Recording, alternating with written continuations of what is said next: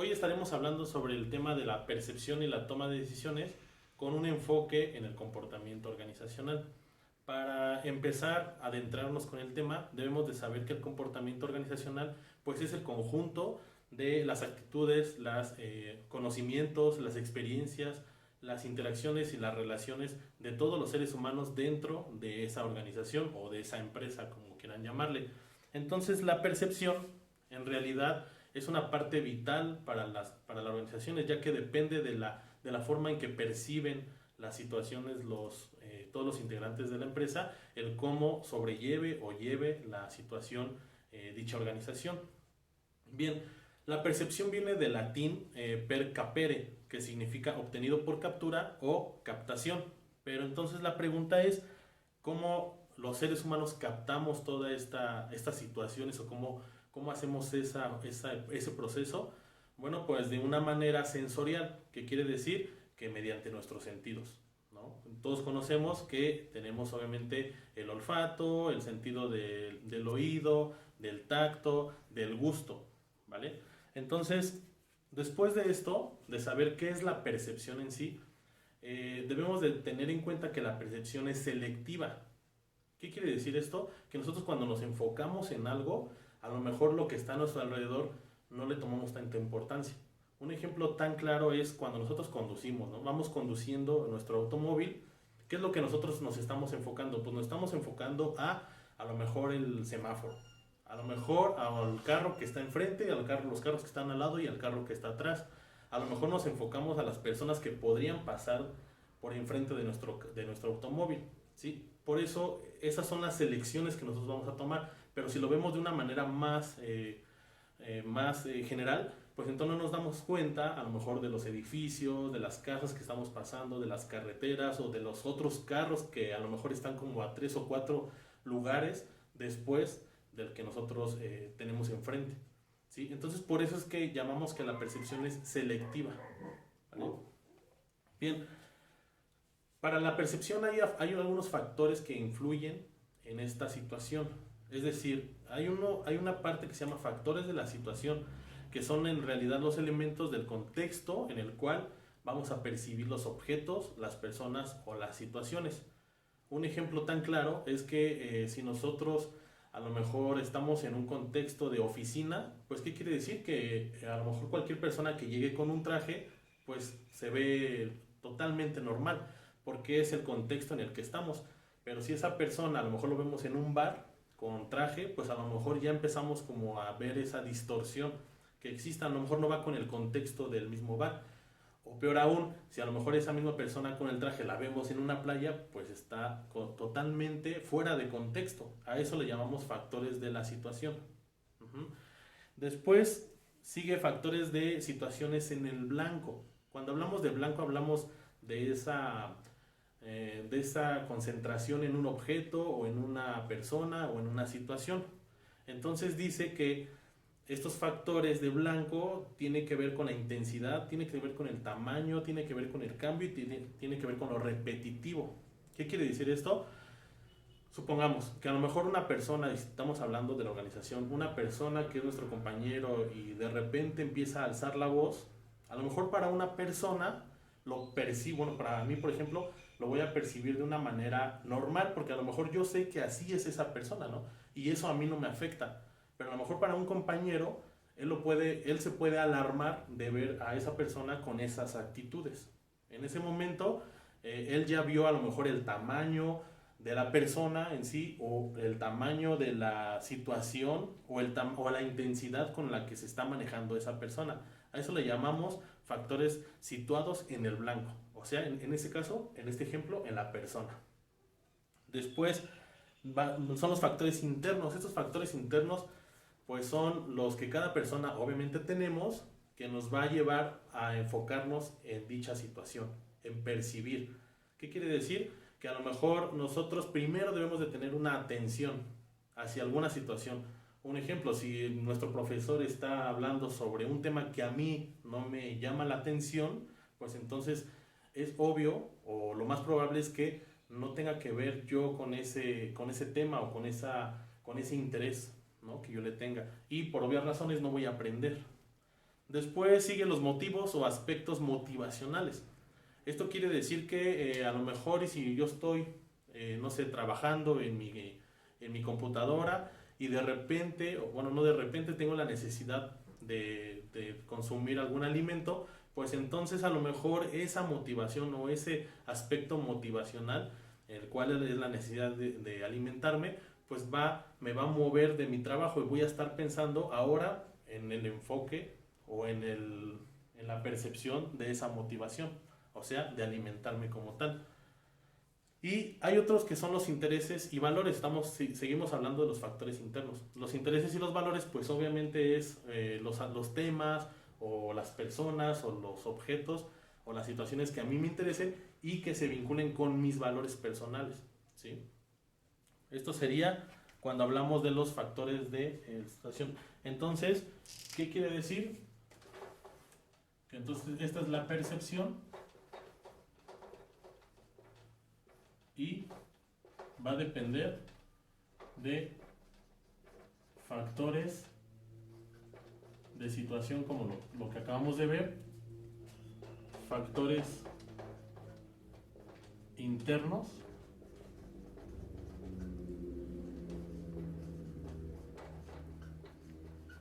y los factores del blanco. Estos tres van a hacer que yo tenga una percepción de una situación, de un objeto o de una persona como tal. Bien, después de que ya sabemos qué es percepción, después de que ya sabemos cuáles son los factores que influyen para tener una percepción, ahora debemos de saber cuáles son las distorsiones de la percepción. Es decir, lo que a lo mejor nos va a no ser tan objetivo, bueno, tan real esta percepción que nosotros tenemos. También debemos de tener en claro que la percepción es totalmente subjetiva. Es decir, que lo que para mí es la vida, a lo mejor para otra persona es totalmente diferente, porque es su forma de percibir, ¿vale? Las distorsiones de la percepción, entonces habla de que tenemos la percepción selectiva, como ya lo habíamos dicho, son las personas que interpretan en forma selectiva todo lo que ven, de acuerdo con sus intereses, antecedentes, experiencias y actitudes. ¿Qué quiere decir? Que desde aquí ya nosotros como organización o como personas que trabajamos en una organización o somos gerentes, entendemos el cómo nosotros empezamos a tomar decisiones. O sea que a lo mejor ya sabemos el por qué tal gerente o tal director o tal dueño de la empresa tomó esa decisión, porque está viendo con esa percepción selectiva. Es decir, de acuerdo a sus intereses de esa persona o a sus experiencias o sus actitudes. Desde ahí debemos empezar a relacionarlo con el comportamiento organizacional y con la eficacia y la eficiencia de nuestro trabajo. Otra distorsión de la percepción es el famoso efecto de halo. ¿Cuál es esta? Es la tendencia a generalizar una percepción. ¿Qué quiere decir? Que si, por un ejemplo, yo soy honesto, entonces pienso que todos los demás o todos los que están a mi alrededor son honestos, ¿sí? O si a lo mejor yo creo en los milagros, pues a lo mejor pienso que todos van a creer en los milagros. Y sabemos que muchas personas no creen en los milagros y otras personas sí creen en los milagros. A eso le llamamos efecto de halo, en generalizar una percepción. Después, otra distorsión de la percepción es la proyección. La proyección consiste en atribuir características propias a otra persona. Y ahí también ahí entendemos también el por qué la actitud de algunos de nuestros jefes, por ejemplo, o de nuestros subordinados. ¿Por qué? Porque a lo mejor yo pienso o tengo algunas características de personalidad y en ese momento siento que con la persona que estoy hablando también las tiene. Eso es la proyección, la percepción, la distorsión de percepción a la proyección. El atribuir características propias a otras personas.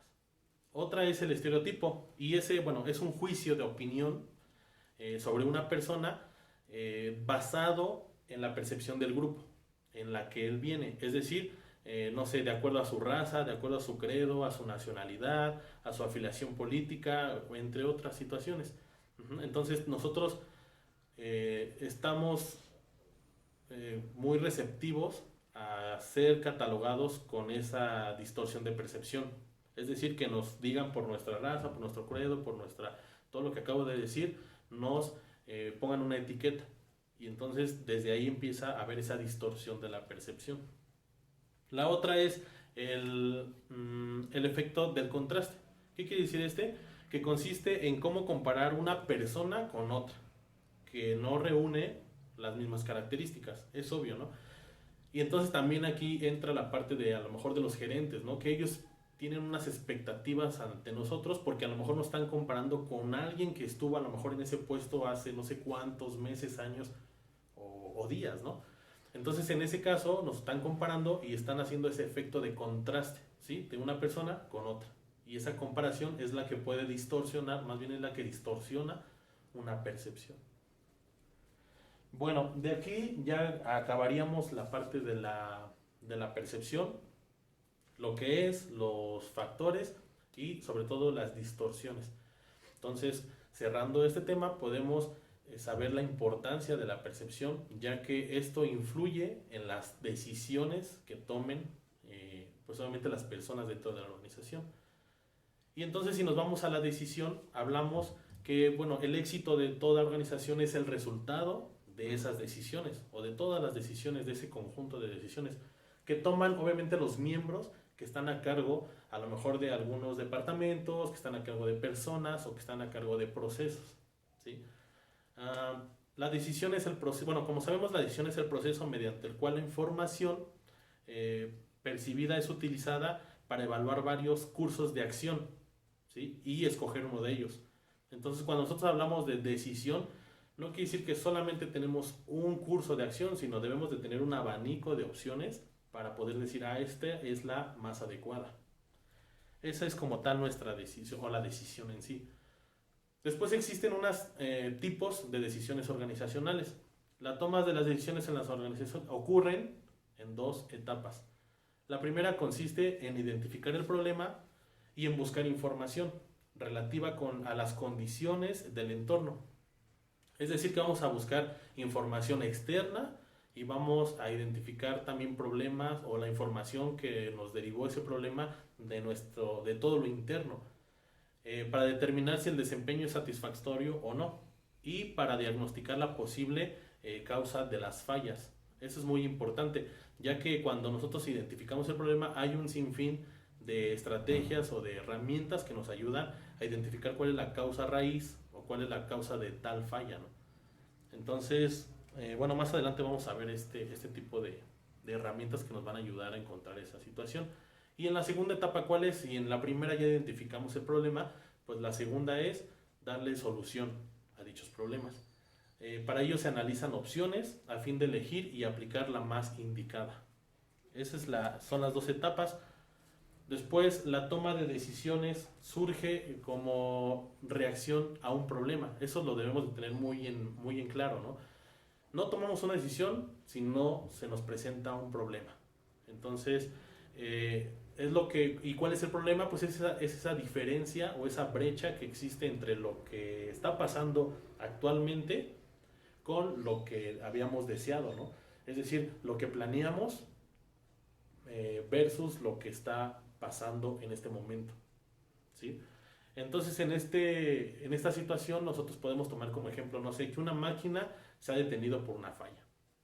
La reclamación a lo mejor del cliente o de nuestro cliente por alguna, no sé, insatisfacción en cuanto a la calidad del producto o del servicio, ¿vale? Y entonces todo esto, ese es el problema que requiere esa solución y es donde entra la toma de decisiones. Después, las decisiones de las organizaciones varían en complejidad, eso lo debemos de saber, y se clasifican en dos grupos. La primera son las decisiones programadas. ¿Cuáles son las programadas?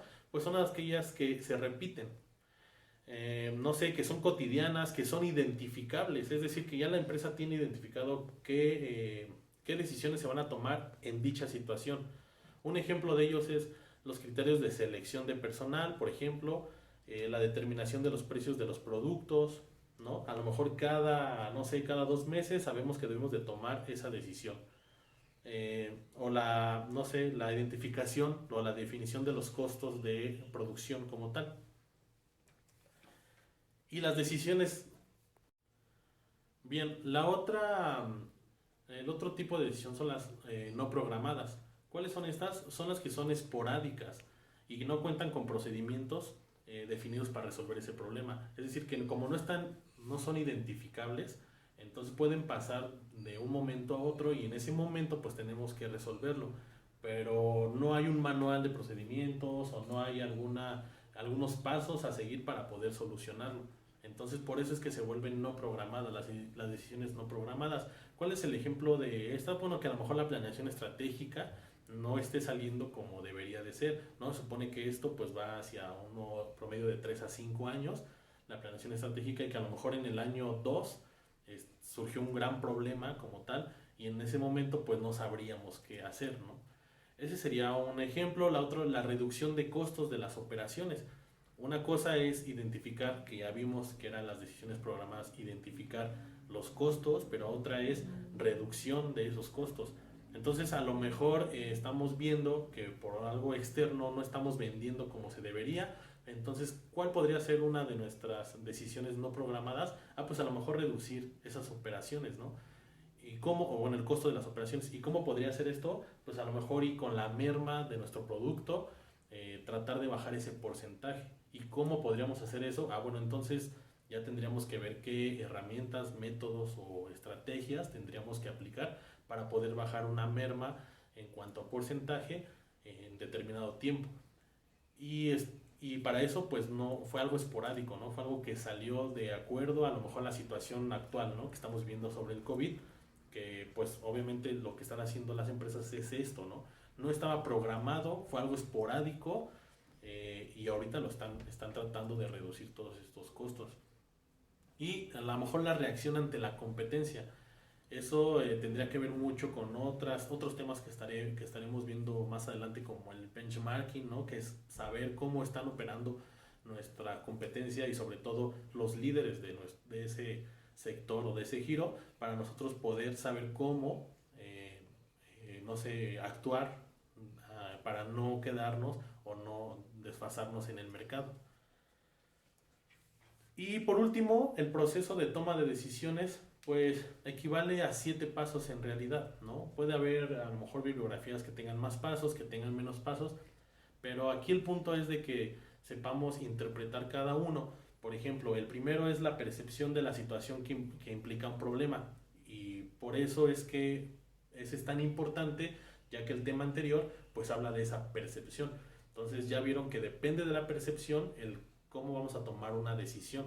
Pero entonces esa percepción es la situación que implica ese problema. Es decir, cómo vamos a tomar en consideración dicho problema. Si es muy intenso, si es muy grande, si es muy, no sé, si el cambio es muy repentino, si es totalmente el cambio, entre otras situaciones, ¿no? La segunda es el análisis y la definición del problema. Después de que ya percibimos cómo está nuestro problema, la segunda es analizar y obviamente ya poner en la mesa, ¿sabes qué? Nuestro problema real es este. La tercera etapa de la toma de decisiones es la definición de los objetivos. ¿Qué quiere decir? Que a lo mejor, si estamos hablando del ejemplo anterior, del de la merma, pues a lo mejor nuestra definición de objetivos es bajar los costos de operación en cuanto no sé, a lo que actualmente tenemos. Y a lo mejor un objetivo específico, un ejemplo, sería bajar la merma. Otro, a lo mejor la reducción de materia prima en nuestro almacén que está de materia prima como tal. Otro es a lo mejor los ciclos de mantenimiento en nuestras máquinas. Entonces esa es la definición de nuestros objetivos.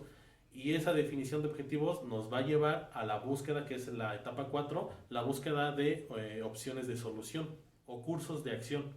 Entonces en ese momento ya deberíamos, este punto, el 4, es muy importante porque es ahí en donde les comentaba que hay diferentes herramientas o métodos como, no sé, el diagrama de Ishikawa, las 8 Ds, entre otras situaciones, ¿no? Esto nos va a ayudar a encontrar la causa raíz de los problemas o las fallas potenciales de ese problema como tal, que después vamos a estar viendo. La etapa 5 es la evaluación y la comparación de esas opciones. Es decir, que a lo mejor y para dicho problema tengo 4 opciones. O sea, 4 cursos de acción que yo podría tomar para poder resolverlo. Esa es la evaluación y la comparación. Pero de todas estas, vamos a la etapa 6, que es la elección o la selección de la opción más adecuada. Es decir, de esas 4 que yo tenía, ¿cuál voy a agarrar para que sea la más adecuada? Y ojo aquí, no tiene que ver con la mejor opción, sino la más adecuada. O sea, que de acuerdo a las limitaciones que nosotros tenemos, con a lo mejor nuestras máquinas, nuestro personal, las capacitaciones, la materia prima, con todo eso en su conjunto, esa sería la más adecuada. Un ejemplo de esto es, supongamos que nuestro problema es lo que habíamos dicho de la merma, y es porque identificamos que a lo mejor en la máquina 4 tiene ya está muy viejita, ¿no? Como tal, la máquina, y por eso es que a lo mejor está sacando mucha merma, ¿no? Entonces nuestras 4 opciones es a lo mejor tener más programación en los mantenimientos, tener mejor la adecuación de la materia prima para esa máquina, comprar otra máquina y a lo mejor capacitar al personal. Estamos de acuerdo que la mejor opción sería pues comprar otra máquina, ¿no? La más nueva. Pero si nos vamos a la más adecuada, pues nuestra organización no va a tener a lo mejor el recurso para poder comprar una nueva, ¿no? Entonces ya tendríamos que ver de esas 3 cuál me llevaría menos tiempo, a lo mejor menos costo para poder solucionar ese problema. Y en la etapa 7 pues ya es la implementación de esa opción, ¿sí? De la opción que ya vimos que es la más adecuada y satisfactoria para alcanzar los objetivos. En la 7 es implementarla, ¿vale? Entonces, con esto acabaríamos el proceso de toma de decisiones, pero sobre todo el tema de percepción y toma de decisiones con el enfoque del comportamiento organizacional. Espero les sirva mucho estos temas, esta plática, y sobre todo estaremos subiendo más videos sobre estas situaciones que a lo mejor las MIPYMES o las pymes necesitan para poder tener mejores cursos de acción para sus problemas, ¿no? O para mejorar, no sé, su actividad o sus procesos. Muchas gracias.